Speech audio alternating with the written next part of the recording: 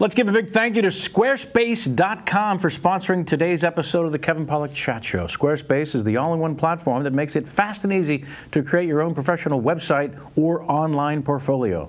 For a free trial and 10% off, go to Squarespace.com and use the offer code Pollak. That's P-O-L-L-A-K. Squarespace. Also, Catch a Contractor. Tune in to Catch a Contractor, premiering Sunday, March 9th at 10 Eastern and Western, 9 Central on Spike. Watch as master carpenter Adam Carolla and his team track down shoddy contractors, bringing them to justice. For the contractors, a chance of redemption. For the families, it's redemption they're looking for. For the viewers, it's brilliant entertainment. Kenny, you got to stop writing these in Taiwanese. Tune in Sunday starting March 9th on Spike.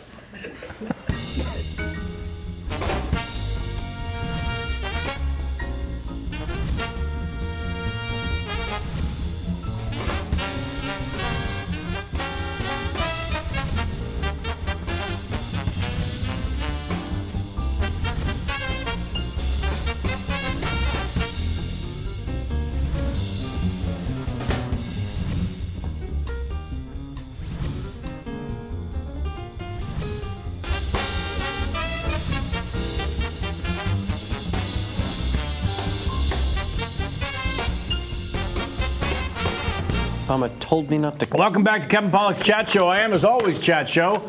How are you on this Oscar Sunday? Do you have Oscar fever? Have you made your picks, your selections?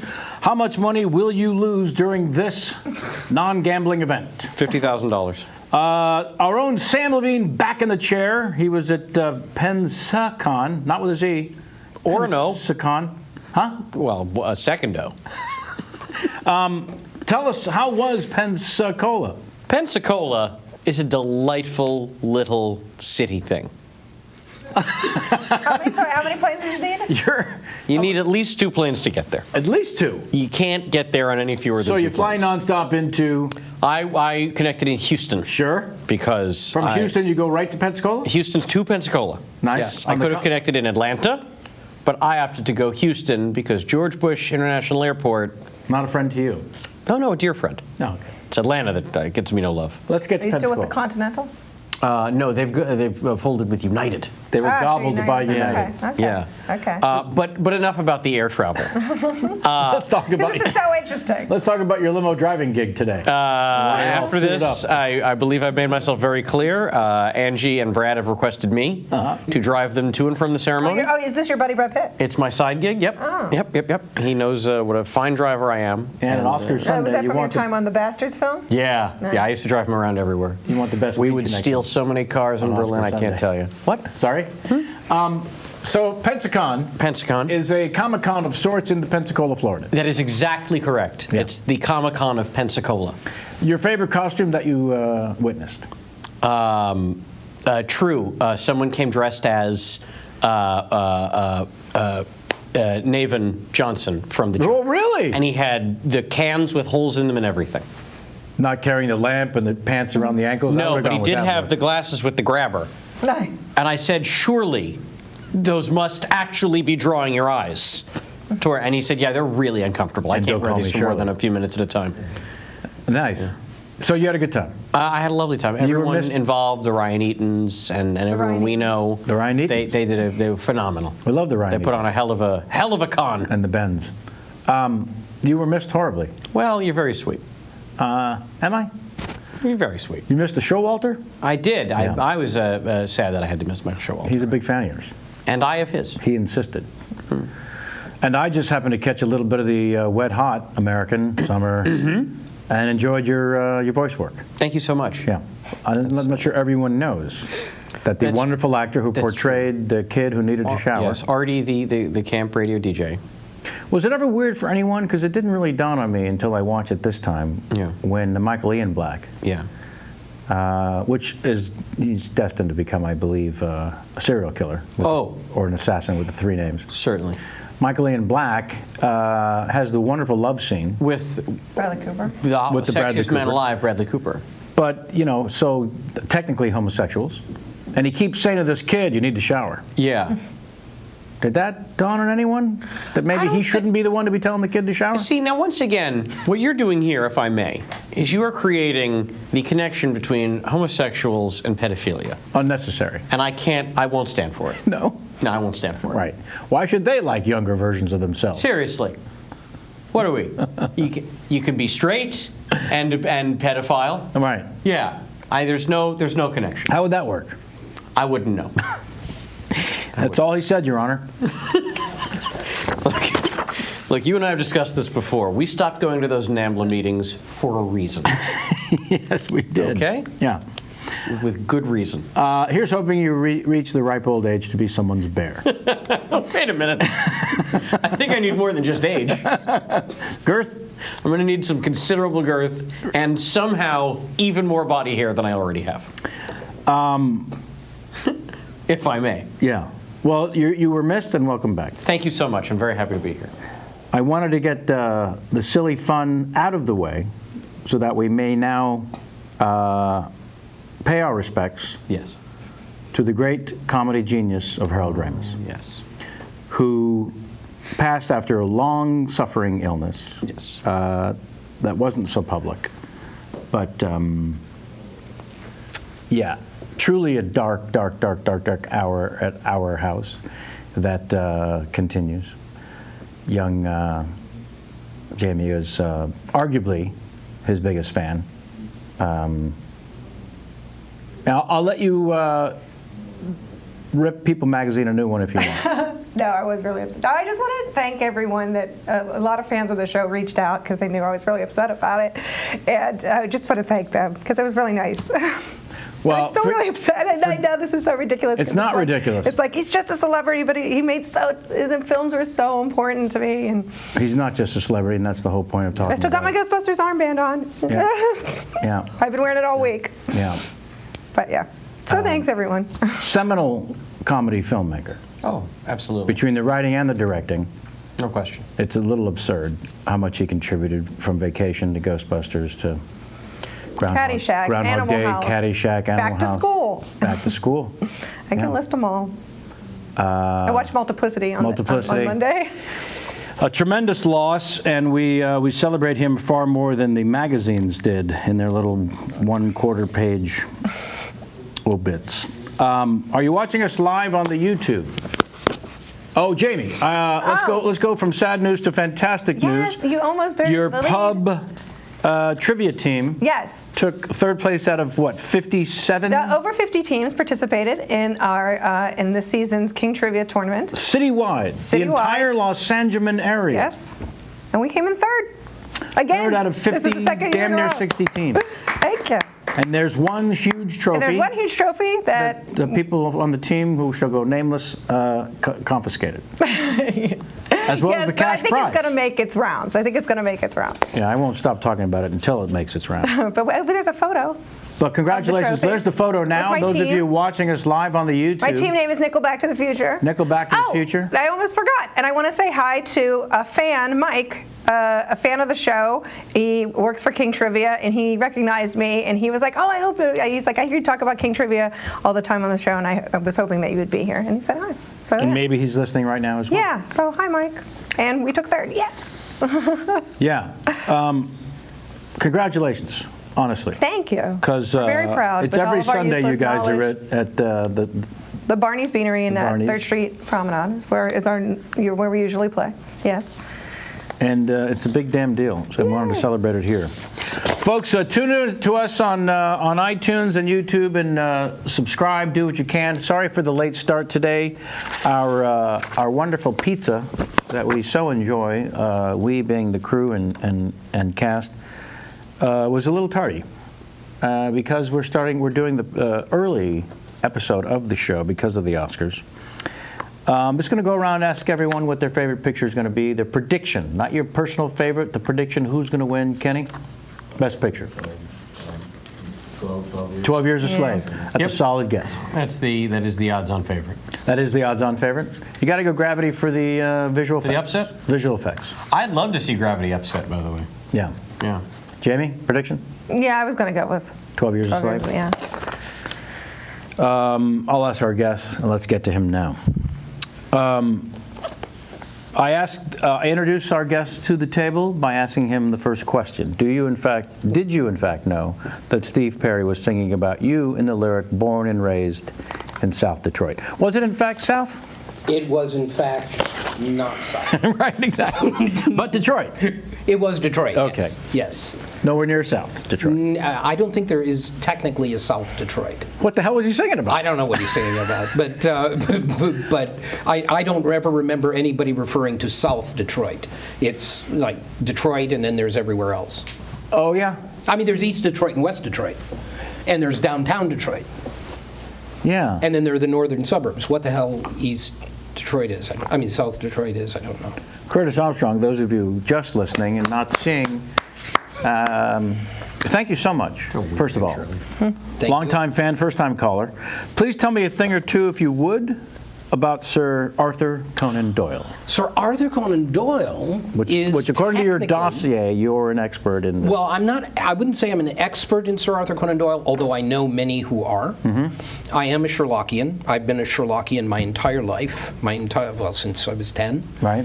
And Arthur Conan Doyle is technically the creator of Sherlock Holmes, although many of us believe that in fact he was just Watson's literary agent, and Sherlock Holmes and Watson were actual people. Were they? Yeah. I mean, he wrote some good stuff, Conan Doyle, but just not the Sherlock Holmes stories.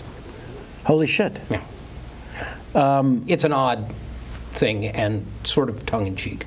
But that's the basis of the Sherlockian liturgy, is that it's actually not fiction, it's actual fact. No, it all happened. Yeah. And what do you think of the newest? Well, you know what? I am such a fundamentalist when it comes to Sherlock Holmes. I tend to sort of focus on the books exclusively. Of the things that have come out, I've enjoyed them because none of them come close to Sherlock Holmes in my head. So I can enjoy them for their own. The BBC one is extraordinary. Yeah. I think that's great. The motion pictures are fun because it was nice to see that Sherlock Holmes study with Bruce Lee.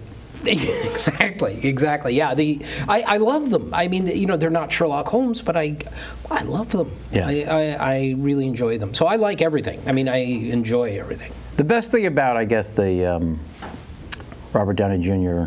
starring in versions is that it somehow enlightens a new, younger generation. It does, of the existence. But also, you know, they do their homework on those, and you know, everybody says, well, it's not Sherlock Holmes and blah blah blah, which is true. But it's also, there are things put in throughout those movies which no one but a hardcore Sherlockian gets, and I am always impressed and delighted when I see it, because I know that they are doing the big action sequences and all that, but they've read the stories. Right. Right. So that must be an absolute thrill for the true fans. But well, just that they paid those some of us respect. Who put up with it. I mean, you know, I love the movies. A lot of the Sherlockians don't have time for it, but I think they're a hoot. Right. So. We have some good news for Jamie. You may be referred to as an expert in this field because you were asked to contribute to some liner notes at some point. You're Harry Nilsson. I love Harry Nilsson. Yes, Harry Nilsson. That was an odd thing. It was I was a lifelong admirer. I loved everything he did. I thought he was a tremendously underrated. How did that begin? You know what, it was over a period of years, like 69 through 72 or something, and I was in Detroit, and I was hearing these different songs on the radio, which I sort of assumed were different people. So that if you listen to something like Everybody's Talking or the Midnight Cowboy, you listen to that, you listen to Jump Into the Fire, you know, there's no way, Me and My Arrow, there's no way these could come from the same person. They don't sound remotely the same. And then over a period of time, I began to put together that this was the same guy. And I became interested and started buying up the records, and I still love him to this day. Yeah. But what they did in New York at RCA was they were going to reissue his his liner notes, and they asked me, I mean, his liner notes, they're reissuing his liner notes. Yeah. They reissued his records Right. on CD, and they asked me if I would select bonus tracks, which, kill me. So I would, 2 or 3 times a year, I'd go to New York, Yeah. and I'd listen to these studio tapes. It was about the best job in the world. How did they find out that you were the guy? I had been looking for information, and I called them about something that I was trying to find of his, something that had been unissued, a film, documentary. Right. And so I went to them about that, and they went, "Oh, they recognized me," and they thought it would be fun to have somebody who is recognizable doing the thing. So that's what I did. I would pick out the things, and then they asked me to write the liner notes too, not even knowing I could write anything. Really? And the jury's still out on that. But at least I was able to do that. It did go to print. So I did that, and we did about 7 reissues before the whole thing collapsed. Collapsed? Well, I mean, they stopped doing the CD Yeah. reissues. I see. And then now they're all out. But a great thrill for you. Tremendous. I mean, it was so exciting. I loved it. It was a dream of a lifetime. I went, was interviewing a lot of the session people on the, on the albums. It was a great experience. Yeah. Now, our own J-Mac, producer extraordinaire, Jason McIntyre, who after, I'm going to say 3.5 years now, is an accomplished poker dealer. Sure. I'm not saying it took 3.5 years to become accomplished. Yeah, you could say that. I'm hinting at it. Sure. In the last 6 months, I've seen a stride be hit. Yeah, that's how long we've had the shuffle machine, right? That's how long we've had the shuffle Yeah. machine. Yeah. He puts together the dossier on the guests and does a phenomenal job. And it was only here that I discovered that you studied at the Academy of Dramatic Art in Michigan. Yes. I first saw you in Risky Business, and then I find out from the dossier that that was your first film. Right. But you had spent a good 10 years in the theater prior. Right. Tell me a little bit about the theater experience. Well, it was. I had gone to this academy, which was a 2-year academy, which taught sort of the classic English tradition of acting. They were all English teachers. Right. Literally over In from Detroit. England. Yeah. And because I had an English teacher in San Jose, the California. English teachers were of no use at all. I mean, they were talking about Huckleberry Finn and things like that. But these were actual British actor, director, teachers who all came over. It's to funny, Detroit. Funny you mentioned Huckleberry Finn. Why? Because in high school, the teachings of Samuel Clemens had a great deal to do with the forming of my sense of humor and enjoyment of sardonic wit. Mine as well. Really? Yes. Yeah, extraordinary. And to learn about the tours that he went on as a humorist. Oh yeah, I know. And a satirist of political. An extraordinary guy. Yeah, absolutely. So, but I just had an English teacher that taught that. You're saying you had professors. No, these were actually from the UK. The United Kingdom. Teachers, yes. And so we went through that for 2 years, and then founded a theater company. The graduates did in Ann Arbor, Michigan, and then I moved about 1.5 years later to New York, and that was where I started my career sort of solidly in theater, doing. Yeah, you co-founded the Roadside Attraction theater company in Ann Arbor. Became the Attic Theater in Detroit, and it's gone now, but it had a good run. And I went to New York, and then started doing what you do in New York when you're starting out. Waiting tables? Yeah. Well, yeah. I never waited tables. I had my own specialty. I was good in the mailroom. Oh, really? I could run a mailroom by the end of the 70s, if I were asked. Right. I could run a mailroom top to bottom, postage and the works. I was. Oh, I'm sorry. I thought it was MALE.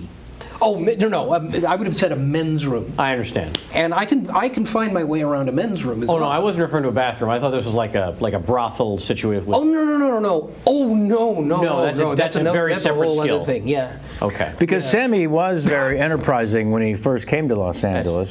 I ran a mailroom. Yeah, but that's M-A-L-E. He set up camp at a restaurant in the men's room. Yeah. It's not hard to do. People just assume you're the guy. Of course. If you lay out the peppermint. Exactly. Yeah. 3 different jokes here. That's what's going on. 3 different bits. For those keeping count, it's just Well, let's go back just for a moment because I want to hear more about these British yes.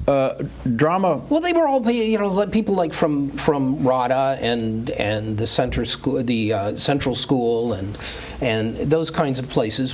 Sort of the traditional places in LA London where people train to become actors. And no disrespect, but how did they get sent to Detroit, otherwise known as the American Siberia? Yes. The reason it happened was because there was a fellow named John Fernald. We just lost all 17 of our Detroit fans. That's right. John Fernald, who was the head of the Royal Academy of Dramatic Art in the 60s. Jesus. So literally, how does he end up in Detroit? He was offered a job because there was a regional theater that had been built on this campus. It wasn't part of the campus, but it was built on the campus. Major regional theater in the U.S. Called Meadowbrook Theater. And he was offered the opportunity to be artistic director of that and do a 2-year intensive study course for actors. At the university? At the university. Which you just happened to attend during those 2 years? Which he was gone by the time I got there. He only lasted a few years in Siberia. But he had left behind. But he had left behind this structure, and that was where I attended. That's pretty great. It was really great, and it came in handy. I mean, it was as long as I worked in the theater, and to some extent in film even, there's still things that I use from that experience. So Risky Business, after killing it in the rooms. Postal room? Sure. Just so our listeners are clear. I've never had it be a problem before. Really? But on this show, I'll refer to it as the postage room. You know what? Thank you. It's not for me. It's for our fans. I understand. I don't want to upset anyone. Yeah. I don't think it's for our fans. So I want to go on the record. It's all right. Yeah. I'll say whatever I wanted to go on the record that the guy who was defending the homosexuals. That's right. 9 minutes ago. Yeah. Oh no! I will make fun of anyone. Brothels. Sure. But there are limits. There are limits to even that. So had you been auditioning for a whole bunch of things before the Risky Business came along? Oh yeah, I mean, I had done a couple of off-Broadway plays that got some notice. But I mean in the motion pictures, that meant... No. Well, that was what led to it. Right. Was that then I started getting the film auditions. And so I was auditioning in New York for films and Broadway and not getting any of them. And Risky Business was the first one that I actually got. Was it a difficult auditioning process, or was it just the one time? It wasn't. No. It was lengthy. They kept. Because there's a chemistry thing. There was a chemistry thing, and there was also a leading man thing because they were having trouble with the leading man.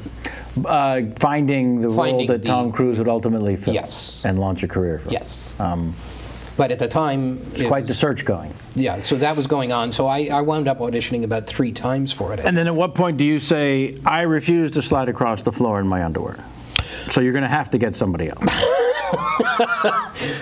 Yeah, I wish I had. But no, I would just do whatever I was told. Yeah. They sent me in there and they said, I mean, subsequently, of course, I wound up doing horrible things on film. Sure, haven't we all? Without even questioning. Right. And I never questioned anything. Right, well. Still don't, really. I want to talk a little bit, if we can, about Mr. Paul Brickman, the film's writer-director, because you had a thing not too long ago in Santa Barbara that you were telling me about beforehand that I would love our audience to hear about, but also that film, as a first-time director, was an extraordinary accomplishment in terms of style, in terms of tone. It might have read differently on the page, as one of the participants early on, you were telling us, described it, teen sex comedy. But it was, and the music, it was of its time seminal, without question, without debate. And then Paul Brickman, for all I could tell, as a fan, disappeared. Yeah. Now, maybe he fell into development hell, but it seemed like it was a good 8, 9, 10 years before this master worked again. Yeah, it took him 7 years to make that movie. Right. Because I think he's very, I mean, he's really, really focused on getting what he wants, which is why he went through what he did on, you know, 3 cinematographers. 3 cinematographers on Risky Business. Right. And the look of it is extraordinary. Well, yeah, but that's what he wanted. That was his thing. I mean, every frame was in his head. Right. And there was no touching with the dialogue or anything like that because it had been so carefully worked out. So I think what happened with Risky Business was it was produced by David Geffen, and David Geffen was like the only one who would make this movie at the time and give it to a first-time director and so on. And Geffen, starring a kid that nobody really knew. Who no one knew. Was it just Taps that Tom had done prior to that? Yeah, but I'm not even sure that was out when we started. Wow. So he had done like Outsiders and Taps and right, smaller supporting roles, and it was certainly such a kid still. I mean, he was such a kid. You were all kids when you were in the movie in '83. I wasn't as much of a kid. You were 29. Let's be honest. All right, I was 29. But they did. I think what wound up happening was they shot the film, and Geffen said this is the darkest and most unpleasant ending. And we need to have a happy ending because this, you know, and it went back and forth for almost a year. And finally, Geffen wouldn't let it be. Geffen would not let it be released with the ending that Paul had shot. And so they had to call back Tom and Rebecca and get them to reshoot the happy ending to the movie. Which wasn't Sunnybrook Farm happy. No, it wasn't. And that was all. It was the thing that struck me as strange until this thing in Santa Barbara. We went to this screening in Santa Barbara at the UC Santa Barbara, and I got there just in time, and I hadn't talked to Paul or John Ahmet about it, and the movie ran, and it gets to the end, and I suddenly thought, this is not, I don't remember this. Why don't I remember this? And they had, for this screening, put the original ending on the film. Wow. And it was just flabbergasting, if that's a verb. Please share with us, those of us who are a fan of the film. It's a very difficult ending to describe. It winds up with the two of them together, but not happily. And in the original, it's deeply creepy. In the original theatrical release version, let's remember, the two of them are walking sort of hand in hand, eating ice cream or something, and talking about where we're going to be in 10 years and all that. I mean, it's very You think coy. Things are going to be okay. Yeah, probably. And what is in the movie is that David Geffen refused to release. He has become utterly corrupted by His capitalism and by his journey into that dark place. Ability to be a pimp. He had come out, okay, going to the right college and everything, but in the original ending, he is corrupted absolutely by it. And the relationship between the two of them is kind of sick. So that was why it wasn't released. It's incredibly strong ending. Yeah. And in keeping with what Paul, I think, was trying to say throughout about capitalism and so on. But it was just, Geffen wouldn't release it, so there we go. But I got to see it finally. Yeah. With an audience of, Someone should write into us, maybe Max is watching and he can look it up or something. If on the DVD special features, this ending exists anywhere. I think they said that it was on the Blu-ray or something, that there were just that one 30th anniversary must have been last year. Get on it, Max. Yeah, get on it, Max. So. Anyway, but it was quite an event for me because I'd never seen it. I'd only known of it. So do we know, can you speak to this conundrum to me as to, was it because Brickman was so meticulous on the first one that people shied away on the second one? Because am I wrong in remembering that the film was a huge hit? Yeah, it was very well received. Critically, and people of my generation were certainly... And it wasn't a big budgeted movie, so, right. I don't know. I think he just, the fight to get his movie done, he wound up, I think, just thinking, you know what, I don't have to deal with this anymore. Wow. I'll write scripts, which he continued to do. Yes. And, I will doctor scripts, which he has done, I think, extensively. That's an extraordinary living that people don't hear about. I know. So and that might have been... He just said, rather than have to go through that kind of hell, I'll just not do it anymore. So because he made this masterful film. I get it now. It makes sense for the very first time. He made this masterful film that was so original, utterly original in every aspect. Again, the visual, the storytelling, the music. The music's haunting. Extraordinary. It's because it's so much of its time. That's Tangerine Dream, the soundtrack, and it's so much of its time. It's completely 80s when you hear it, but it's also the kind of music which transcends its time. And so now you're not just going, oh God, is that ever 80s? Yeah, the running theme music or whatever, it almost sounds a little Peter Gabriel-ish. Yeah. Well, it's that 80s synth music, and they were terrific. They wrote great stuff for it, and it works really well. So this is your first time doing a motion picture, and you're a co-lead, and I mean, you guys as it's you and Bronson Pinchot. Balky. Right. How dare you? Look, Bronson Pinchot. The Rocco at the Pittsburgh Improv told everyone that you were more Glenn Baker to sell tickets. Yeah, that's one of Jamie's favorite stories. I was going through the Improv in Pittsburgh, and one of her pals was selling tickets in the box office, and a couple of people called up and said, "Who's there? Who is it?" And he said, he's the guy who played Balky's cousin in the Perfect Stranger show.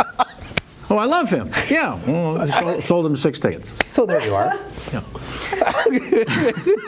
I've tried since. It doesn't work. Only in Pittsburgh. Yeah. But this is, like the first movie I was in is the worst movie. And I've done stinkers since, so it says a lot. And I joked that it opened on an airplane and it was only playing on flights between LA and San Francisco. You had to have a round trip to see the whole film. But, it was, what? I'm sorry, if I may. Yes. Now, on an empirical level, you think $1 Million Mystery is worse than, say, Juwanna Mann. Yes. Keeping in mind that $1 Million Mystery was made for like $80. Like, they knew what they were getting into when they set out to do it, in the era of cheap movies in the 80s. Do you know De Laurentiis ripped off It's a Mad, Mad, Mad, Mad World? Right.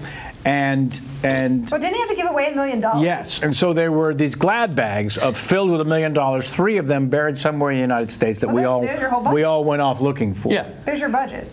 And there's your budget. So we find 2 of them, and and I'm on Larry King Live on CNN, my first time on, technically my only time on. And I'm hawking this film, saying, "Oh, Larry, it's the most brilliant ad campaign ever." Because what they did was the 3rd glad bag filled with $1 million was never found in the movie. You, the audience, were looking for clues in the film, and then you fill out a form on your way out, and then we're going to give away the $1 million to whoever gets it right. Turns out, 65 people saw the film, 14 of which guessed it right. Now it's a lotto with the names in a hat. They just pick one out. A girl, 13-year-old in Bakersfield, wins. Dino De Laurentiis goes belly up, and she becomes a creditor. Oh my God! He filed for bankruptcy. Story. She never got paid. Then that, my friend, is the best part of the film. That is a best part of the story. I mean, it's a horrible story, but it's the only entertaining part of the story. And the film was just unwatchable. And your first movie is risky business. This is the point I'm driving at. And so, first of all, shooting the movie, the guy's meticulous. I want to know what he was like as a filmmaker for you, as an actor coming from theater. And then I want to know how painful it was to wait a year where you don't know if the movie's coming out, where you're thinking as a young actor, this is going to be my break. I didn't think that. In the first place, I didn't think that. Because in fact, I kept a journal every day I was on Risky Business because I was convinced that I would never make another movie. I considered Risky Business to be a fluke. Wow. I thought, I'm going to make one movie, then I'll go back to doing a national tour. Yeah. You know, and so I did not have that anticipation. I was eager to see it, and it was frustrating that it wasn't coming out.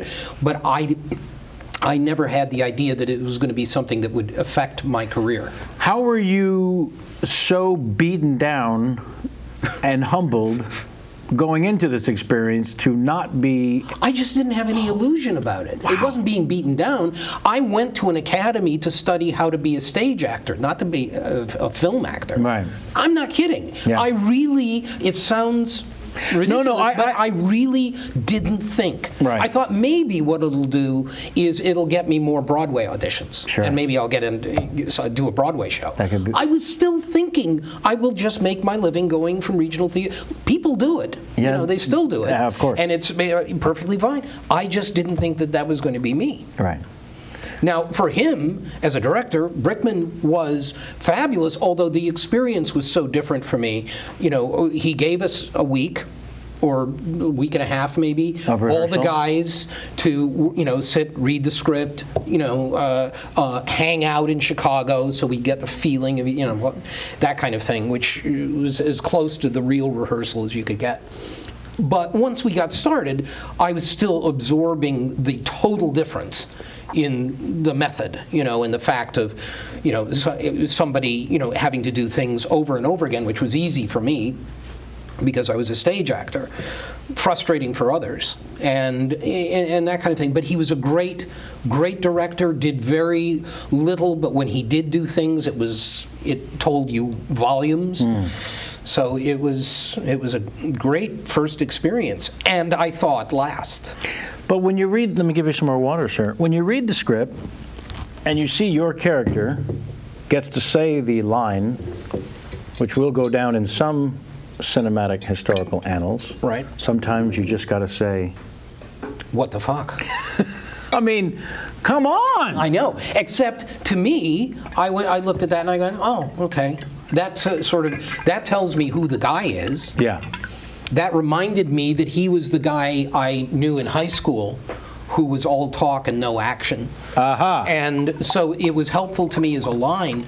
The fact that it became a catchphrase, I could not believe. Really? I couldn't believe it. I didn't think that anybody would find it particularly in and of itself. I mean, it's believable. You know. Look, you know, if I had a penny for every time I could pay Sammy to be here, that someone said, you must have known you can't handle the truth was going to be blah, blah, blah. But no, we didn't. It was so amazing watching him say it from 30 different angles. Right. But you don't think, well, this is going to go down the annals as one of the all-time lines. It's just not, you know, it's not where you... Paul Thomas Anderson still to this day can't believe that "I drink your milkshake" is the most famous line out of There Will Be Blood. Out of any film he's ever done. Yeah. This is the thing. And for me, it was I mean, there were greeting cards and, you know, buttons and T-shirts and all this kind of stuff. What the fuck? Okay, I never quite got it. If I may, it's sometimes you just got to say. Yeah, sometimes you just got to say. Because that... I know. Yeah, of course you know. But the registering of that for the audience was like... And his character, oh, God, it was just so powerful. I don't mean to go on so much. I know...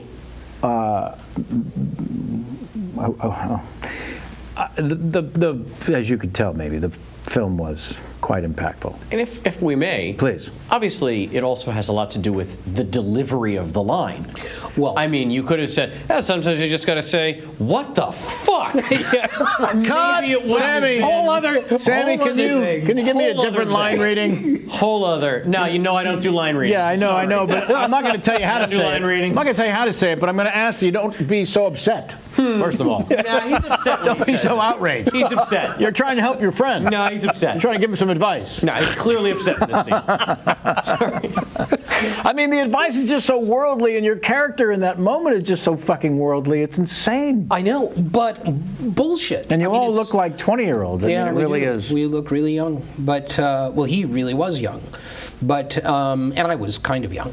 Yeah. But it was just, I don't know. Yes, it does. It makes sense, and when you see the movie and where everybody goes, it makes its own point. But at the time, all I thought of it was is that also, you know, I mean, you know this too. When you started in the '80s, you weren't thinking in terms of movies, even good ones, having much of a life. Yes. Yeah. You know, they in were- the way that we think of them now as being something that you get on DVD and you get it on streaming and you get it on this and that and Yeah. you know, risky business. Who knows? Once it's it's in the theaters for 6 weeks, and then a Late Show. Yeah. What where do you see it? Right. And so you thought about it in a different way in those days, and now they become cult movies because of the technology. Yeah. as You much thought as maybe it I'll was run anything. into somebody who has a VHS copy of it somewhere. Oh, I had. But I they think taped it off TV. Right. Yeah. Yeah. Where you got the what the heck line? Yes. Yeah. Sometimes you just got to say what the heck. which really doesn't work quite so well. It says mid-roll. Is that what you're? Are you just checking some angles? Okay. Dr. Chan, he sneaks up behind you. I saw him moving around there, and I wasn't sure. Sneaky Asians. Yeah, I was about to say sneaky Taiwanese. Is it true that you've mastered the art of throwing Star Davids? Yes, just started. All those Jews married Asian women for good reason. And scene. The movie was so impactful. There was actually an urban legend that Tom Cruise and Rebecca De Mornay were actually having sex on the train when they shot that scene. Yeah. Well. And it wasn't until I got into the movie business I realized there's a crew there. Yes. Exactly. Of course they're not having sex. And it's being done repeatedly on a cold. Yeah. There's a guy there's a teamster with a donut staring at them. Yes, exactly. That's exactly right. Now, not to say that there wasn't funny business going on, just that it wasn't happening maybe while in front of the teamster. Yeah, no, not in front of the teamster. Sometimes you would invite the teamster to the hotel room, and you'd pay him a that's when you're decent doing wage that. to stand in the corner and watch. That's when you're doing something special. All right. Please sit there uncomfortably while I Yes. remind people of our wonderful sponsors, if you wouldn't mind. Be right back with you. But first, I must tell you about a new show on Spike called Catch a Contractor. This is exciting. I want to thank them for sponsoring today's show. Yeah, you can go ahead and roll that. Pretty good. Have you ever been conned by a contractor? If so, so sorry for your loss, but we've got the perfect show for you. Catch a Contractor on Spike, starring Adam Carolla as a master carpenter with a taste for vengeance. It all starts with American families who've been conned by these low-down, dirty sons of bitches contractors. Carolla and his team locate these cheapsteaks, bring them face-to-face with their mess. The contractors then have three choices, Sam. Give back the money. I'm not going to do that. A. B. Come back and fix the work. They'll probably do that. For no pay. Yeah. C. See the homeowners in court. Whoa. You'll laugh, you'll cry, you'll want to build an add-on to your home. It actually says that. You'll laugh, you'll cry, you'll want to build an add-on to your home. Only if Adam Carolla comes and does the actual work. Then he'll yell at you for an hour. It's where justice and comedy meet to make great television. Don't forget to tune into the most American show on television. It says that too. Catch a Contractor starring Adam Carolla premieres Sunday, March 9th at 10 Eastern, 9 Central, right after an all-new episode of Bar Rescue, Jamie's favorite show on Spike. It Spike. turns out, To Catch a Contractor, it's produced by a team of American bald eagles. That's why it's the most American. So Sam Eagle's not involved. Yeah, no. You would know. Actual American bald eagles. Okay. Sam Eagle, we insisted. Mr. Carson Mr. Carson from at Downton Abbey is starting to look like Sam Eagle. Sam the Eagle. He is! Oh my God, you're so right. All right, save that. Let's talk about Squarespace. We're going to come right back to Carson as Sammy. I want to thank Squarespace, the all-in-one platform that makes it fast and easy to create your own professional website or online portfolio. I've mentioned to you on this show before that I've done great work. I had much fun with Squarespace making the kevinpollack.tv site. Today, Squarespace templates are clean. They allow your content to be focused on your website. If you need a website, Squarespace is your best option. And now, every Squarespace plan is fully able to support commerce functionality. Do you understand what I'm saying to you? Do you? These things that I'm saying, the words I'm using as I speak to you now, it's not mammoth? Please with the mammoth. Sorry. That means every single Squarespace customer can now begin selling products online from their site. Start your free trial with no credit card required at squarespace.com. If you decide to sign up for Squarespace, make sure to use the offer code CHATS, C-H-A-T-S, to get 10% off and to let them know we sent you. Squarespace, everything you need to create an exceptional website. So you enjoyed the Downton Abbey. And we're watching the season finale. I'm sorry, that just was such a surprise to realize that he and looks Carson's like that. making faces. He's mugging. Yes, something disturbs him, as if someone put a dirty finger under his nose. Yes. And suddenly it becomes clear that he's. First, Jamie said, I think he looks like a bird. Well, and then it evolved to Sammy. Well, it's true. It's true. That made me laugh. Now I will never look at him again. No, unfortunately.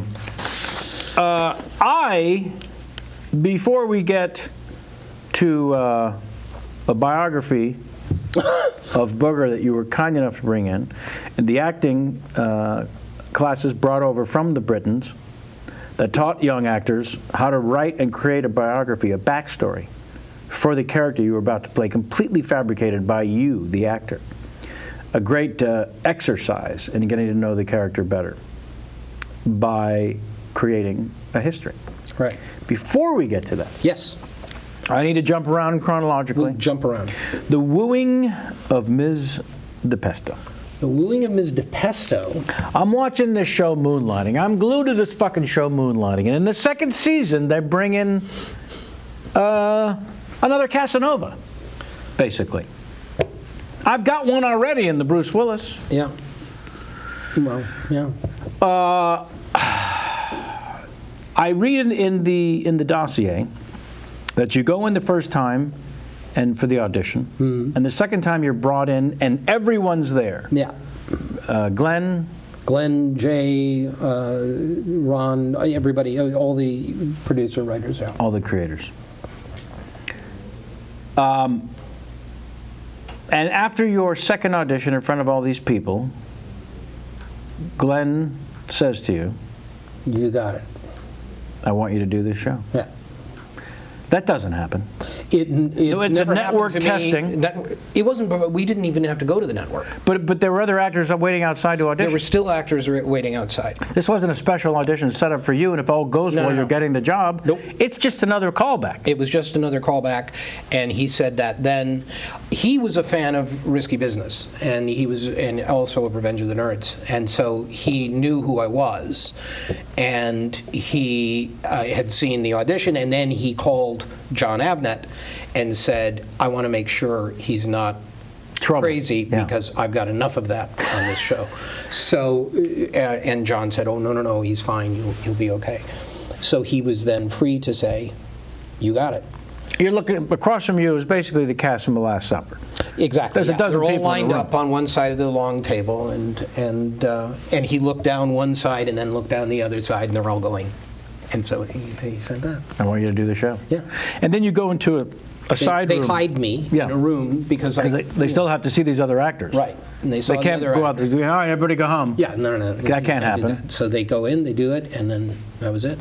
And did he say, look, we're going to put you in this other room? Yes. Doesn't matter what anyone does who comes in after you, the job is yours. Is there a little part of the actor's insecurity while sitting in the other room that goes, somebody else is going to come in? No. No, not for a moment. No. I mean, it was such an odd thing to have happen, and I just sort of figured, well, okay, this is, because I'd never done television before. That was the other thing. All I had ever done in the 80s was film, other than theater. So for me, I thought maybe this is the way television works. There's a fun moment, by the way. Glenn Cairn goes back into the room and says, you know what? I'm sorry. I spoke out of turn. The guy came in after you. It's terrific. Yeah. I thought they couldn't get better. I feel horrible because I basically hired you in front of everyone. And now quietly and secretly I need to fire you. Yeah. Please go home. Yeah. And you go into wardrobe and you start work the next morning at 5 a.m. and you're on top of her on a desk. Right. Basically. Yes. And everything, then that becomes my life for the next 3 years. Yeah. Which was really pretty interesting. No volatility whatsoever on that set. Because as fans, all we're hearing about is everything's rosy and everybody loves each other. And right. Bruce goes off and does Die Hard and comes back to work. Yeah. Kind of came back to work, yeah. Right. But that was really, I mean, he was, everybody, the beginning there, that first, I guess the second half of that last season, things were still good, and then everything went to hell after that, and everything became a nightmare of unpleasantness. Yeah. And people losing it constantly. Was it? So you were on 3 years. The whole show ran 4 years. Yeah. Right? Well, yeah. It's hard for me to remember because we had weird seasons. Right. Because it took us forever to shoot anything. Sybil had twins. Bruce broke his neck doing something, and then he would go off and do a movie, and then they would just not show up. Sure. And that was one of the reasons I was hired in the first place, was because when we need someone to show up. Elise can't just talk by herself. She needs someone, so I was hired to be someone she could talk to. Right. Yeah, because that's the other thing. That first season was just 3 people. Mm-hmm. You forget about it, but these dramas today they have how many? The cast of Parenthood must be 37 people. I know. Now. I know. And they do it for that reason. I swear to God. Ever since Moonlighting, I'm sure you've got showrunners going, well, we don't want another Moonlighting. We have to have as many people as possible in this fucking cast. And that's what they did. Yeah. So they've got, because it was I pitch shows sometimes. You got to go in this policy. Listen, the character only works a couple times a week. Right. Literally. Yeah. Well, and I would be brought in for, 16 hours a day and never work. Sure. Or brought in, and they would show up, and then I would be sent home. Was there ever just never knew. Extra case of Seagram's wine cooler lying around? No. Although I must say he was a lot more fun when he was drinking. He's a dear friend. No. I should let you know. No. And has been very kind to me over the years. We've done 4 movies together. But at times, and as I said in my book, it is like hanging out with Elvis. There's no question about it. Yeah. And by the way, the drinking thing, I don't know that I ever ultimately talked to him about this, but when I was a comic at the Improv here in Los Angeles, Moonlighting was on, and Bruce would come because he loved comedians. Dom Irrera was a friend, and he would come and sit in the back of the room, and every now and then he would feel the need to get on stage for no apparent reason. And one night he went on, I was scheduled to go on next, and Bruce Willis, giant TV star and then movie star, goes on stage. Just kind of rambles for about 5 minutes about nothing in particular with little to no laughs, and then gets off stage. And then I have to follow this. So I'll be damned if I'm going to eat it because of this. So I went up a solid decade before I meet the man. And I guess it was more like 6 or 7 years. So I get up and I say, thank you. I know him from my impressions. I'll second be doing Peter Falk and William Shatner, but first, I think it's important to do Bruce Willis. And I've never fallen to the ground so fast, physically. I mean, it was a dead fall. Just passed out drunk while standing. And I felt it was important to get the laugh and to take all the air out of the room, or rather bring the air back in. Funny. But yeah, he really has been a dear friend over the years, but also I've seen him devastate a director if the director can't stand up to him and call him on his shit. And you know, Bruce is a movie star. Yeah, And he's an old movie star. I mean, not old age-wise. He's something like they don't actually make much anymore. Yeah. That kind of movie star. Like you were. Like, I always said that he had the role that Bogart. He had the career that Bogart would have if Bogart were around now. Wow. Is that kind of a career. Yeah. And with all that goes with it, the people surrounding him and the Yeah. other parts to it too. But yeah, Let me try it was something. amazing. Give me my camera for a second. Yippee-yi-yay, motherfucker. Doesn't quite have the same. No, he might have gone a different way. Is it yippee-yi-yay? Bogey like to go off book. Lord McCall, everybody, bringing it home. It's actually me doing our buddy Sam Robards doing his mom. Doing his mother. That's what McCall. that is. All right, let's begin the Revenge of the Nerds discussion. Yes. By going to our audience online, who like to write in questions. Let's see.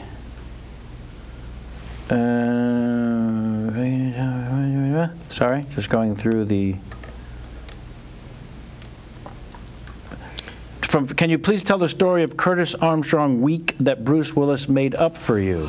That was Moonlighting, and it wasn't actually Bruce who made it up for me, although he definitely became a part of it. But Bruce started talking about, on the set one day, towards the end, when things were really dark, he started coming down on Monday saying, well, everybody, it's Curtis Armstrong week here at Moonlighting, and everybody going, no idea what that's about. And it went on and on for days, where every time he would show up on the set, everybody enjoying Curtis Armstrong week. And I started getting really nervous because then it became Friday, and Friday was going to be the big Curtis Armstrong day. And I was paranoid at that point. Did you feel this was his way of saying the episode was Curtis Armstrong heavy? No, that never occurred to me. I don't think, no, that never occurred to me. It was just a joke, as he would do. But it went on for days. And so finally, we broke for lunch, and I walked out of stage 20, and there's a parade out in front of the stage with celebrity impersonators and sideshow characters and a one-man band and the most and they've got lined up, they've got cars, open cars and golf carts, and there was a parade. In your honor? In my honor. There was a big banner over the thing. This has all been happening while I'm on the set, and it's a big thing, and it says Curtis Armstrong Day, and we did a parade around the 20th Century Fox lot. You were hoisted up onto I was hoisted into an open car. Yeah. How do you know this? I've seen this footage. There's footage of this online. On the YouTube? I saw it on the E! Network when they did a retrospective on Moonlighting a million years ago. Yeah. But I have it, actually. Good Lord. Sybil was in the car behind me in an open car, waving, and Bruce is walking alongside, and security detail. Exactly. Yeah, it kind of looked like that, and we went all over the thing, and we passed underneath the. Hold on one second. Flag on the play.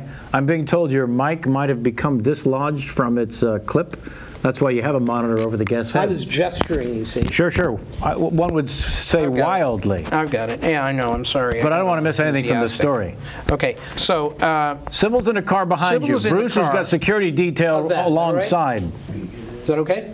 You getting me? Let us know on the monitor there, or just speak through the. And I will gesture voice. less. That's good. We're good. And we passed underneath the post-production offices, and they were dumping film honest like confetti. I mean, it was just... He had set this up for the whole lot. It had been arranged by a number of people to do this whole thing, and he was a big, big part of it. And it was extraordinary. It was an amazing thing. And then we all went home. It was like noon, and no one could get any work done. So everybody went home, which I suspect may have been the plan. But This is how I'm going to get out of work this day. that's right. I want off early on Friday. We'll throw a parade for Armstrong. And so that was what happened. Yeah. It was amazing. Your first time on TV, and it's this giant, monstrous hit, and although it ends It ends badly. painfully for production and all involved, the Toast of the Town there is a new experience. The television stardom, unlike totally. the solid film work that you'd been doing. No, it was funny. Elise different? Beasley had told me the first day I was there. She said, "You're not going to believe what happens to you now." And I said, "Well, honey, I didn't just fall off the turnip truck." Yeah, I've maybe you been saw a around. little something called, yeah. Yeah, and she said, "No, really, Yeah. you don't have any." And she was right, of Yeah. course. Being in people's living rooms, especially totally different. in the mid-'80s. Yeah, I don't know why more than now. but Well, you're because right. the movies weren't so much in people's living rooms, Oh, right, yeah. as we were just saying about Yeah. how do you watch them? Right. Also, and this is my big complaint about today, there's just too much content. There wasn't that Yeah. much content back then. So No, it's that's like, true. Yeah, and there's like just too much today. I believe she's speaking of the fact that there were 3 channels. No, Fox had just started. Fox was already there. Fox had just started in the 80s. But it wasn't 83? included. It wasn't included as an actual Yes. network. Remember? Yeah. Because which is how they got all the deals. Is they said, "Well, we're not really a network yet." Right, And so that we- lasted for years. So we can't pay you. No. They were the That's Disney exactly of television. Yeah. Yeah, we don't have syndication because we are syndicated. We Right. can't pay you a syndication deal. We're syndicated the first time you see it. Yeah. Shocking, all these years later, the Simpsons cast would basically hold them up at gunpoint and say, "You fucked everyone for 30 years. Yes. You're going to pay somebody." Yeah. All right, so we have a thing where the fans get a chance to ask a very specific line of questions. Okay. These will be 5 questions coming your way. They're this or that, Coke or Pepsi, complete opinion, no correct answer. They're called a Tweet 5. T5, T5, T5 forever now. This one, of course, comes to you from the Facebook, not from the Twitter. Mark Arnold is the gentleman's name. Ready? Better Off Dead or One Crazy Summer? Better Off Dead. Booger or Snot, a.k.a. full live acting or voice acting? Full life, Sure. I guess. Although you can do one in your pajamas. Most unreasonably underused female co-star, Diane Franklin or Corinne Boer? I can't be pronouncing that correctly. Corinne Bohr. That's your answer? Unreasonably underutilized. Yes. Is the question. Yes. Because certainly Diane Franklin she was sort of iconic. Now we're going deep track fanship. Progressive commercial special appearance or Parker Lewis can't lose appearance?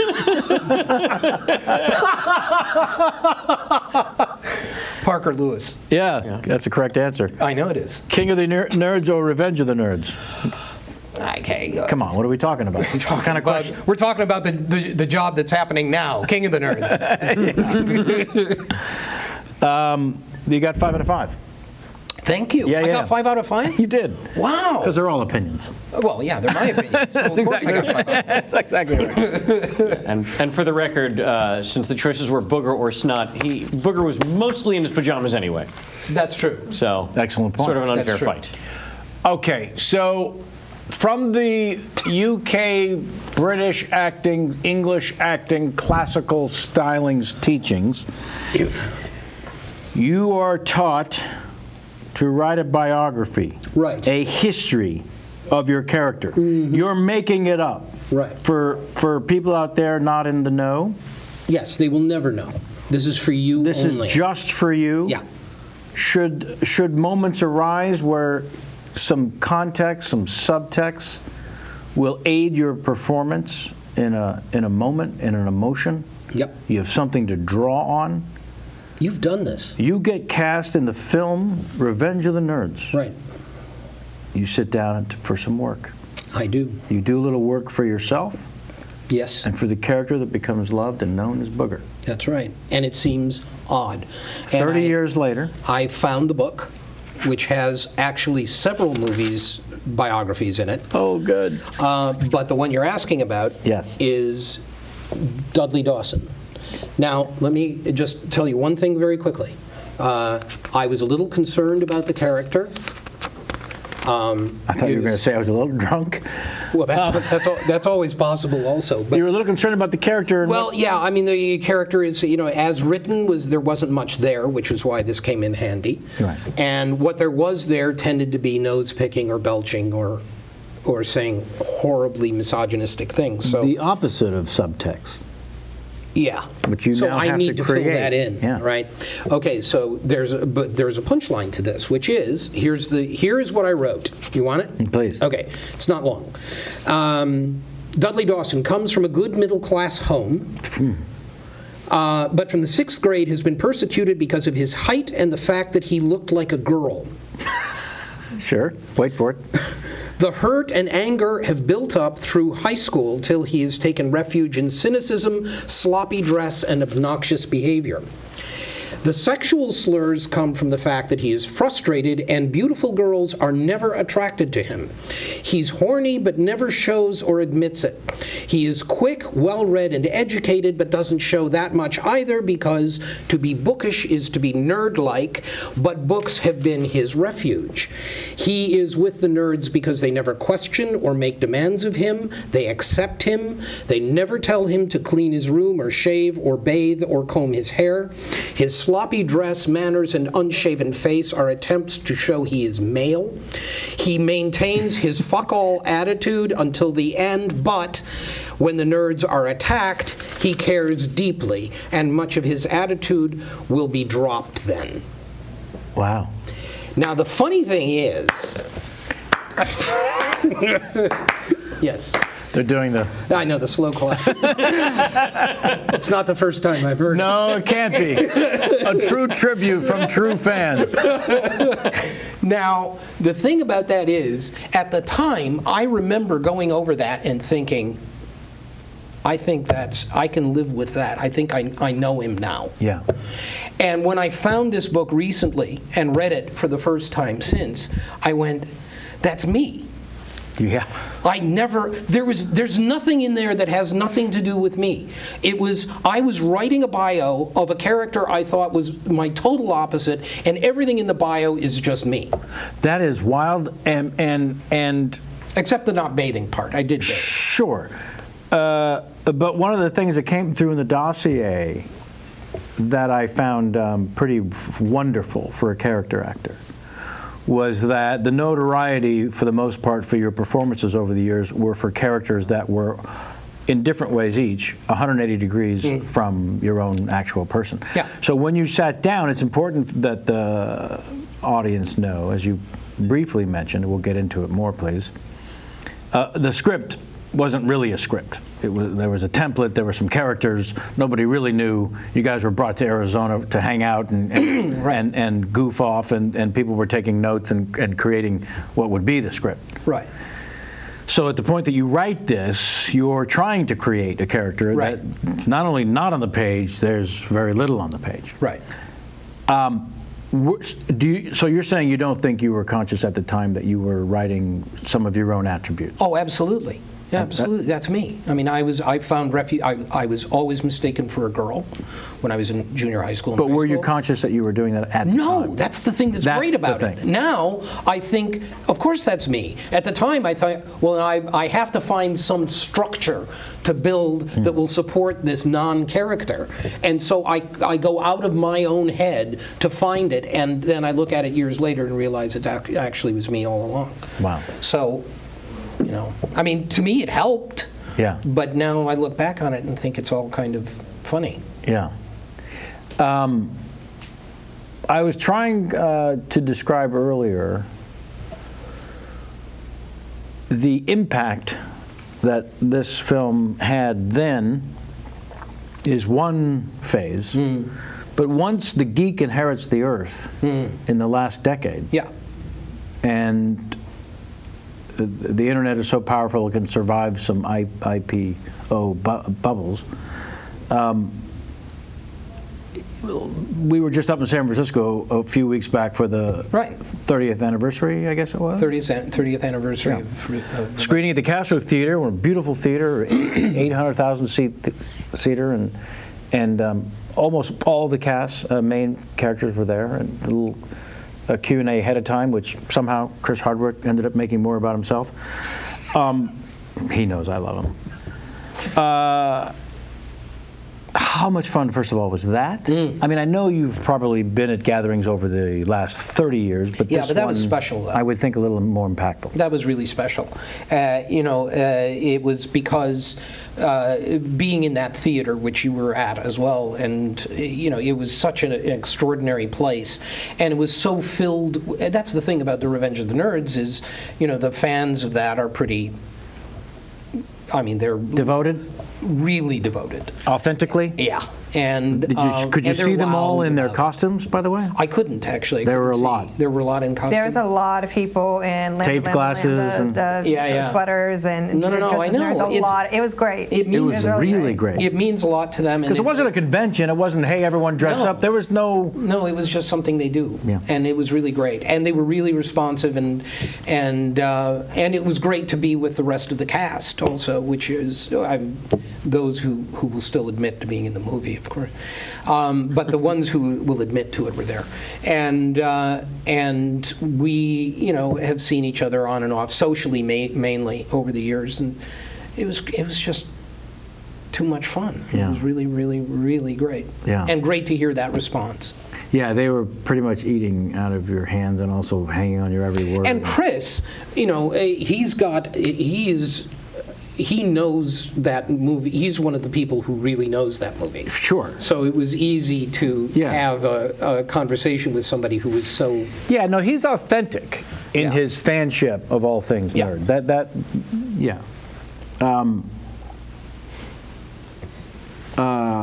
It really was a spectacular night. And then Barry Sobel sitting behind us. Oh, that! What a shock that was. Yeah. Barry Sobel, who was in the second Nerd movie. Yeah. And Barry Sobel is in the audience.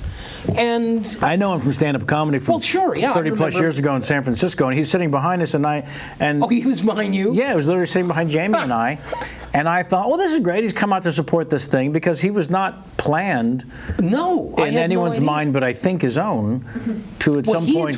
He told me afterwards his plan was that he was going to stand up and say, that guy who was in Nerds 2, whatever happened to him? Right? And then we were going to recognize him. He never told us this was happening, but in his mind, that was what was going to happen, and he would storm out because he was not, up on something. I don't know what his plan was, but then he's there, and he comes up. And Hardwick lost his shit. It was kind of great. Well, it was really... Yeah. Well, I think he's jumping the gun. In like 3 years, they'll have the Revenge of the Nerds 2 30th anniversry reunion, and... I hadn't even thought. A little premature. Maybe a little premature. A little bit. Yeah. We'll bring Courtney Thorne-Smith back. We'll get her up. Right? Yeah, we'll get the Brad Whitford. Brad Whitford, that's right. Who we've had on the show. That's right. Who's a former guest, yeah. Mm-hmm. Yeah. That was fun. That was a fun and a surprise. Yeah. Is Bernie Casey still alive? Oh, yeah. Bernie, John Goodman. Well, sure. Yeah. I'm bummed I couldn't be there. Yeah, what the hell? Jamie Cromwell. Oh. James Cromwell. That'll do, pig. I got to work with him on a quickly canceled series about a year ago. And boy, what a fascinating guy. You were also the voice of Babe. Don't undersell this. I'm sorry? I love James Cromwell. He was great. Yeah. Great. Has a talented son who's an actor as well. Also, Jamie Jr.? 8 feet tall. They're both easily 8 feet tall. Yeah. You tweeted this morning, you were kind enough to let your minions know what you were up to coming on the show today. Yeah. I retweeted it to my Twitches. Are you enjoying yourself on the Twitter? I am. I did it only, I just started when we started King of the Nerds because it was part of the deal. I had never dealt with Twitter or Facebook before, so it was all new to me. So our first season of King of the Nerds was my first exposure to it. And at the time I was doing it, it was a chore. When did it start? The season before last, so 2 Januaries ago. Okay. And it was a chore. It was something. It's a discipline. It's actually a discipline. Right. And I have too much discipline, as it is. I couldn't stand another discipline. And here's a helpful hint. Follow a couple of really funny comedians. Yes, I know. And retweet. Oh, we just retweet them. That's a great idea. Well, it's illegal stealing of material. Yeah. Yeah. And no, I know. Because you're giving them credit. Exactly. Where credit is due. And it's making you look clever. And look who I follow. Yeah. And lets people in on your sense of humor because you find these people funny. Yeah. So your followers do also get a sense of your sense of humor. Yeah, that's a good idea. Well, anyway, but it has been a journey of learning how to do that, sort of. I still don't do it particularly well, but and my Facebook I just use as a blog. Sure. Which I don't think you're supposed to do, but I do. Or some of us just avoid it completely. Do you follow anyone famous or unusual? Not unusual. Justin Bieber? No. Tyra Banks? No. No? Paris Hilton? No. Then you should play the game that is sweeping the nation, hosted by our very own Sam LaVine, called Who Tweeted?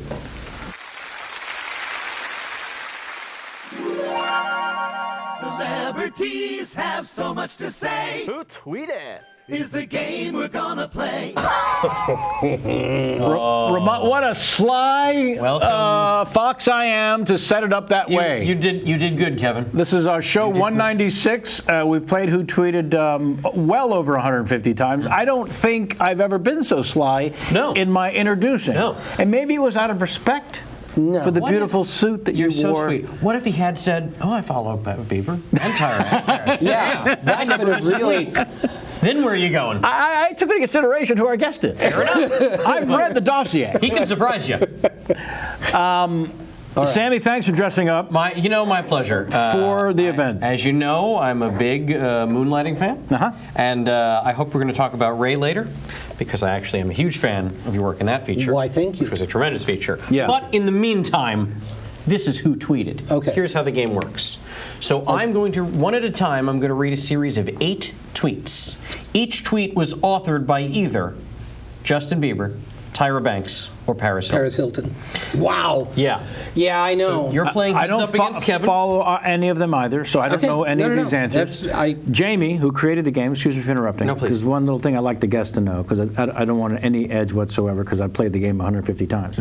She specifically chooses tweets by these people who aren't so, the tweets themselves aren't that obvious that they were specifically written by that person. Right. You know what I mean? Okay. That's a nice twist. So I'll read a tweet. Trying not to be obvious. I'll read a tweet. When you feel like you know who wrote it, you buzz in. You buzz in by saying your own name.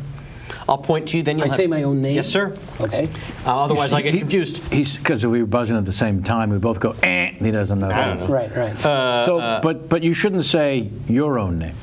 No. Right. Actually say your legitimate name. Because you just said, you just instructed Let's just him. get it clear then. I'll say Curtis. I'll say He'll Kevin. say Kevin. Yeah. Very well. Okay. Okay. You ring and you get it right, you get yourself 5 points. Ring and you get it wrong, you lose 3. Once someone has rang in, that's it. They either get it right or wrong, then we move on. At the end of 8 tweets, whomever is in the lead is walking out of here There's a cash prize? with this sweet Andy Jackson. Wow. There's a cash prize. Oh, yeah. You don't get this on most shows. No, you don't. This just got Yeah, exciting. there's a gift bag. Try to get that from Chris Hardwick. Are you ready I don't even know if they're... to play Who Tweeted? Yes. Tweet God number help 1. me. Tweet number 1. Good luck, sir. So much fun being back at the Hit Factory studio tonight. Same studio I recorded my first album at. Paris Hilton. Curtis. Paris Hilton. That is correct. What a great guess. What a tremendous. Not a lot of people come in here and know that she has a music career. Tremendous guess. Listen, I may not follow her on Twitter, but I know she's got. But he owns Yeah. he gets the paper every day. I do. Because He you knows have a it's up. daughter? I'm trying to figure I out. do, but she wouldn't know that. Tweet number 2. Commanding lead. Love you all so much. Thank you for all your kind words of love and support. Means so much. Kevin. Curtis. I believe I snuffed You him. did. Get in there. You did. Beaver. I'm afraid that is incorrect. What? I'm afraid. What? If you'd only let me get the hashtag, I have the best fans in the world, you probably still would have said. I would have definitely. But she's the one that also has needed the most support as of late. But we don't know when these tweets were written. That's true. All right, plus Number 5, three. minus 3. Very In the close hole. contest In the hole. right now. Deep hole. Tweet number 3. Let's change the world together. Kevin Beaver. Coming out of the hole. Out of the hole, he's plus 2. That is correct. Tweet number 4. Bacon, how I love thee. Kevin. Tyra. That is correct. Oh, commanding lead. You better get back in the game, mister. Taking a 2-point lead. Sitting on your laurels. 7-2. Here we go. 7-5. That's what I meant. 2-point difference. Tweet number 5. I say this to you and myself. Success takes... What? I'm going to read it as written. Okay. Success takes disciple and focus. Okay, Kill Curtis. Tyra. You couldn't see through that it's discipline? I knew what she meant, but I will not give you credit for what you meant. Okay. Because And you still got it spell right. check exists. You got it right? That is correct. 10-7. 10-7. Tweet number 6. I guess I'm an easy target for some. I'm still Curtis. human. Justin Bieber. That is correct. Commanding. Oh boy, Kev, you're gonna need a lot of And help not here. as easy as it seems, because Lots. all 3 of them technically are targets. A lot of help. Yes. Tweet number 7. Keeping it positive always. Kevin. Tyra. I'm afraid not. I am afraid not. Curtis Paris. Oh no! Unfortunately, as it turns out, it was Bieber. But it's okay. You don't lose any points because he already lost 3. I can award you no Oh, so points. I wouldn't even. No, just I should have just shut up. no. You're fine. Oh, yeah, okay. You can weigh in. You've weighed in. You know, you get So, but nothing. if I had gotten it right, I would have gotten the point. You would have No. gotten 0 points. Oh, I still would have had. yeah, 0. because he it's first to ring in. All right, I got it. So at a score of 15-4, both on the positive, which really, gentlemen, well done. That's not common. It's not always the case. So the 8th and final tweet is really just for shigs. Another beautiful day in Miami. I love this city. Kevin Paris. That is correct. So, with a final score of positive 15 to positive 9, ladies and gentlemen, your winner, Curtis Armstrong. Thank you Well so done. much. Well done, Thank my you. friend. Wow. Please take your cash prize. I will. I will. I'll take that. Don't Thank you. spend it all.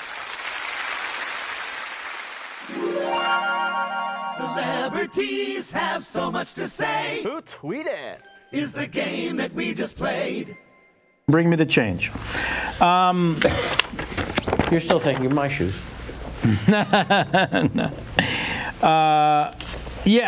Sammy mentioned your exceptional work in the Academy Awarded Ray, the story of Ray Charles.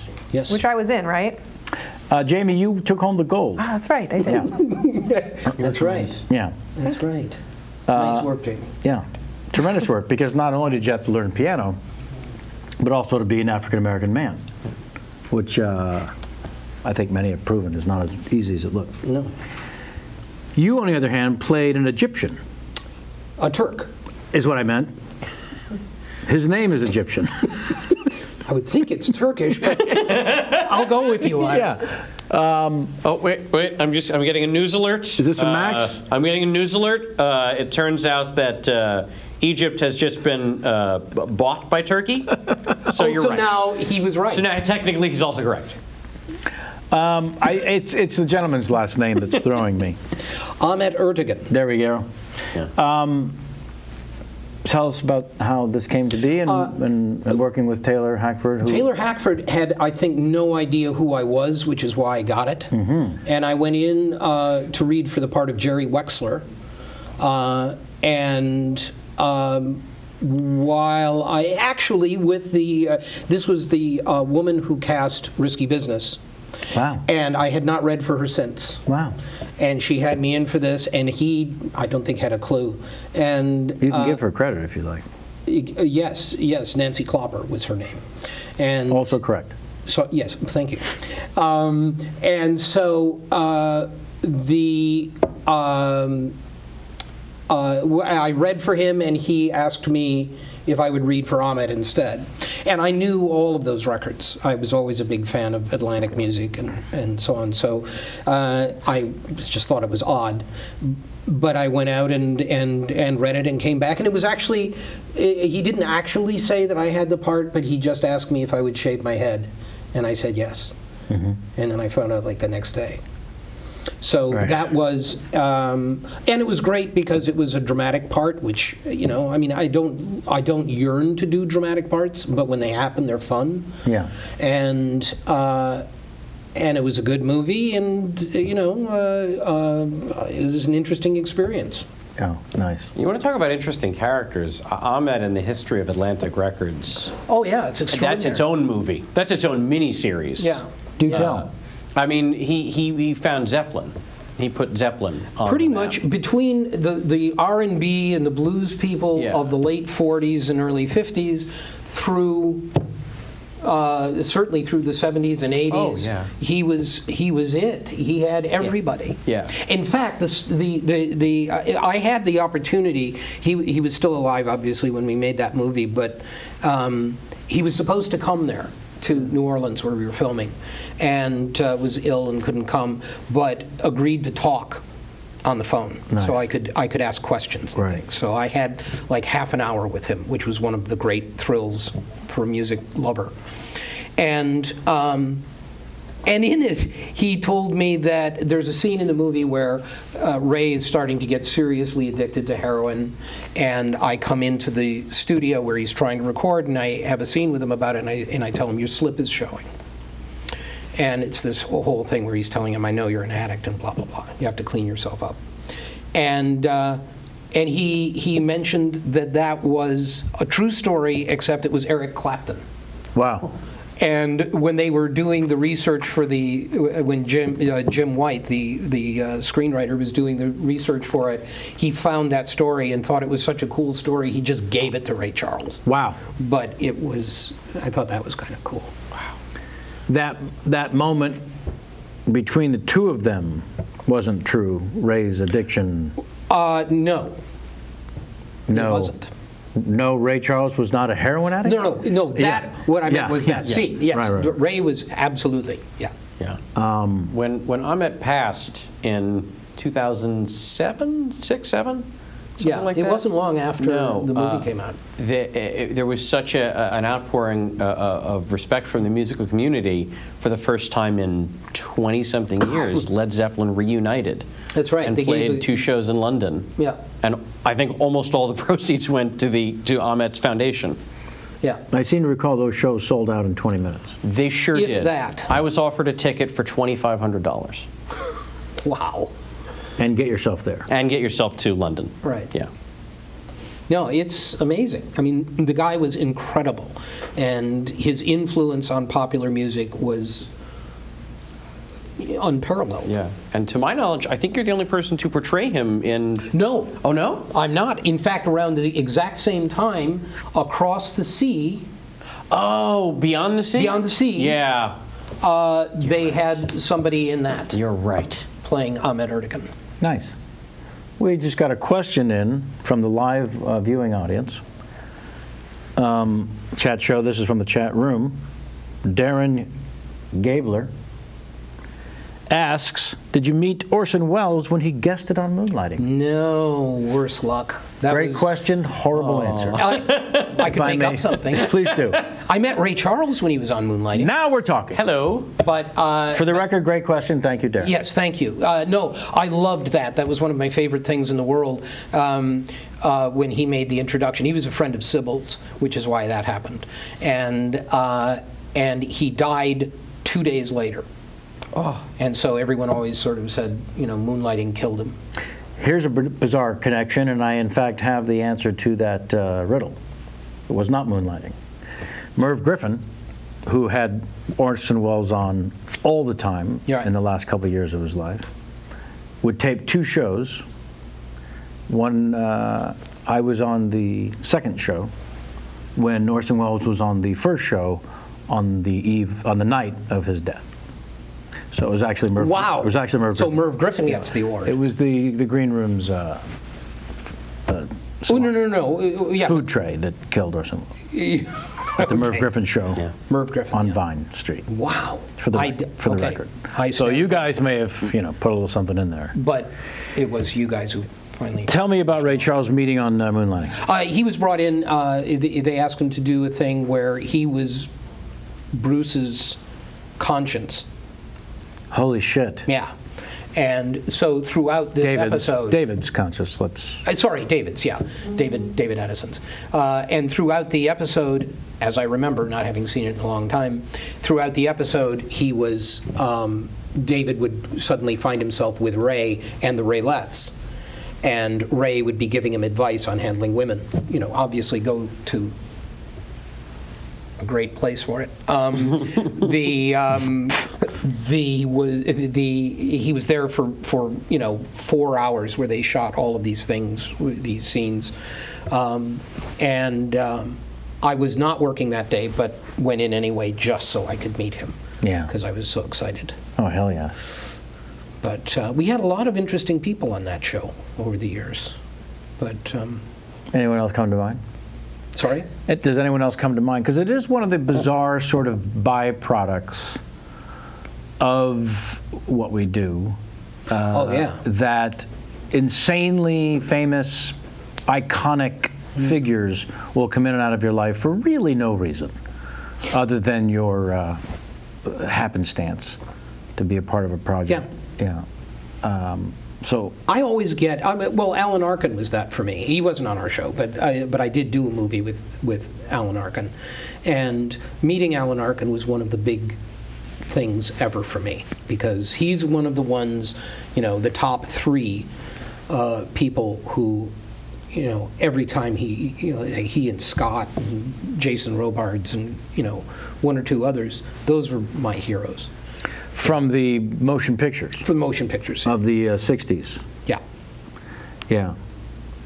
And when did you meet? We met in 1985. We did a movie in Spain together called... Together. I didn't have that much to do with him in it, but he was in the movie called Bad Medicine. Not one that's going to get a 30th anniversary screening. No? Probably anywhere. That's not the one with Sean Connery. That's It Medicine isn't. Man. Medicine Man. Medicine Man. This is the one with Alan Arkin, and with Julie Haggerty and Steve Guttenberg. Can I tell you my memories of working with Gutenberg? Would you mind? It took me 3 weeks to call him the Goot. I had to work up the courage. I called him on the phone. I said, "Is this the Goot?" You were a poor man's Tom Selleck.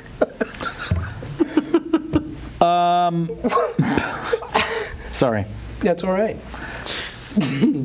I honestly and truly can't thank you enough for coming out on Oscar Sunday, driving from better time from the other side of Los Angeles in a record 17 minutes because the roads are empty, except for the limousines. And the only reason we started the show so early is because Sam has to pick up Angelina Jolie. If I'm even 1 minute late, and Brad Pitt, they will absolutely have me killed. Her more than him, though, I would think.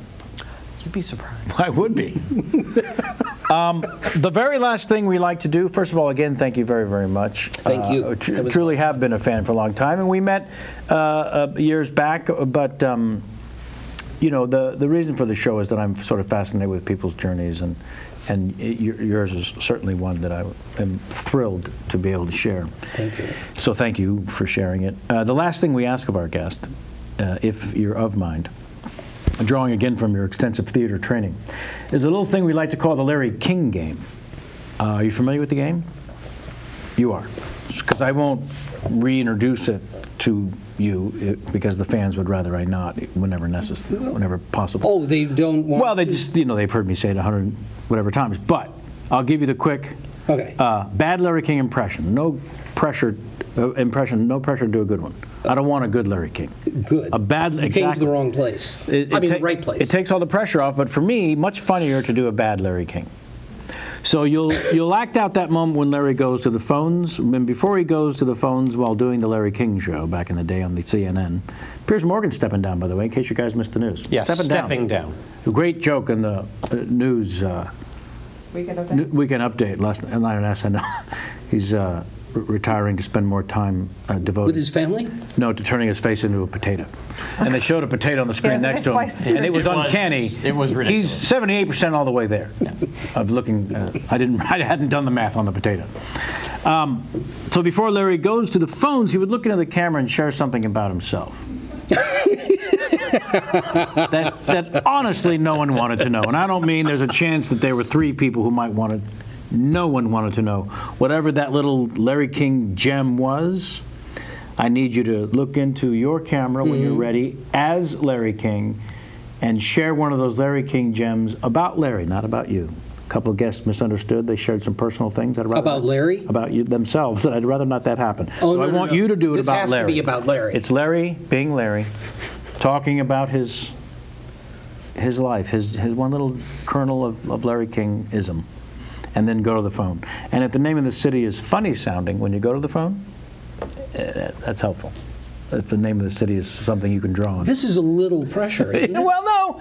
Look, it's an improv game. You never did an improv game in theater? Well, yeah, but, Come on. come on. I mean, some time ago. Again, the good news, bad Larry King impression. Bad Larry King impression, something about Larry, He shares something about himself, and then he goes to the phones. and then he goes to the phone. That's pretty much it.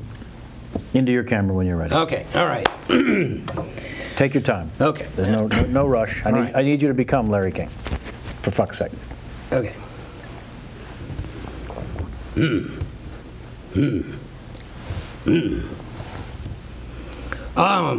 Very well. We're going to go to the phones. It's a funny thing, too, because I remember when I was a boy in Memphis, I went there for summer camp.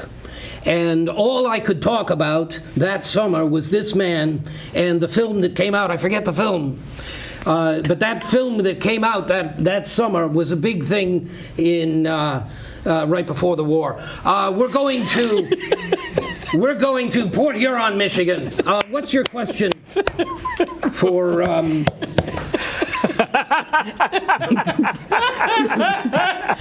Oh, that's perfect. I can't ask for more than that. Thank you. That Larry forgets the name of his guest. Yeah, that might be a first. 196 shows. I don't know that we've had a Larry King game where he forgot the name of his guest. I just love in front of his guest. He went to summer camp in Memphis, right before the war. Yeah, before the war. And Was it the Civil War? We don't know. he grew up in Brooklyn. So why wouldn't you go to summer camp in Memphis? I can't ask for more than that. No, sir. You are done. You have completed the mission. Thank you. And I can't thank you enough. Thank you very much. Sit there, please, uncomfortably while I wrap things up for the folks at home. The final sponsor read comes after the credits. Before, the thanking you guys. Why am I forgetting how to do this? Right, and then thank yous. Thank you very much. Josh, edit that out. Now that the show's over, make sure to head over to squarespace.com to start your free trial with no credit card required. Make sure to use the offer code POLLAK, P-O-L-L-A-K, to get 10% off and to let Squarespace know we sent you. Thank you, Squarespace. And thank you, Sam LaVine. I don't want to keep you any more from your parties. I'm good. There's no traffic. We'll be fine. Right. Which ward are you presenting? I'm presenting Most Improved Smell. Yeah. It's going to James Franco again, by the way. Again. Yeah. It's rare that someone wins Most Improved Smell more than once. Yep. You would think you He's improve had it. an interesting decade, let me tell you. He really has. Yeah. Don't forget to bring him a spleef. Jamie, thank you. And good luck at your own potential award show competition that we're both about to embark Yeah, we're on. both going. Why are you wishing me luck? Well, one of us has got to bring home some prizes. I want my trophy back. Yeah, no shit. And my $250. Hello? Divided by 8. Yes. That's going to go in 3. Oh. 3 and some change. Yeah, 30 not bucks and very some change. Kenny, can't thank you enough. Honestly and truly. Let me know which one of the guest rooms you're going to be needing to move into when your mom finishes the work on the new house. Josh and J-Mac out there in the outer ship. Angela Johnson returned That's what I for call makeup. her. Well, I love that our makeup artists are Samantha and Angela. So I can be like, Samantha, Angela. Yeah. That's all I love to do. Who's the boss is the question. Yeah. And Mona, obviously. Jesus. Thank you to Danielle Overland, our media maven expert, and our own David Mandel, the intern of the stars. He's got his own Oscar party he's hosting, so I got to let him get out of here as well. Oh, it's going to be way better than the one we're going to. No shit. Maybe we can get in on that one. Next week, allegedly and confirmed, Anna Faris, motion picture star, now star of the television show on CBS called Mom. You may have heard about, I think I'm on tomorrow night's show. I don't know. Maybe tomorrow, maybe the next one. Oh yeah, the Olympics. Maybe they banked a couple shows because they were in reruns like everybody else during the Olympics. We I don't know. weren't. You weren't? No. No. And we paid for it, Did too. you? Yeah. Everybody knew somehow. We didn't get the memo. Yeah. They were, you know what? These weren't the Olympics. No one was going to talk about these. Right. This wasn't Lillehammer. No, Bob Costas' eyes stole the whole fucking thing. Well, Still talking about it. In fact, thank you, Bob Costas, for coming back to the job, even though you had not recovered from whatever weird eye illness you actually picked up in Sochi. they call it Sochi Eye. Sochi. Yeah. Who am I leaving out? No one. Yeah, that's it. You nailed it. All right. You got Danielle? Yes, I did. Yeah. And then everyone. Matt Jones from Breaking Bad and The Mom Show will join us on the 16th of March, coming up on our 200th episode on our 5th year You're just anniversary. going through the cast of Mom. At the end of That's all March. you're doing. Yeah, maybe Nate Cordry will be on the 23rd. Great. We'll see him tomorrow Or what after about dinner. Allison? We'll ask him. I keep asking Allison. I don't like the pressure too much. Allison Janney will be our 5th anniversary. Oh, that'd be amazing. Wouldn't that? Yeah. All right. I'll put the screws to her. Yeah. I go back to work a week from tomorrow. I'll let you know. I guess that's it. Until then and now, good luck, everybody, at the Oscars tonight. Remember, the joy is being nominated.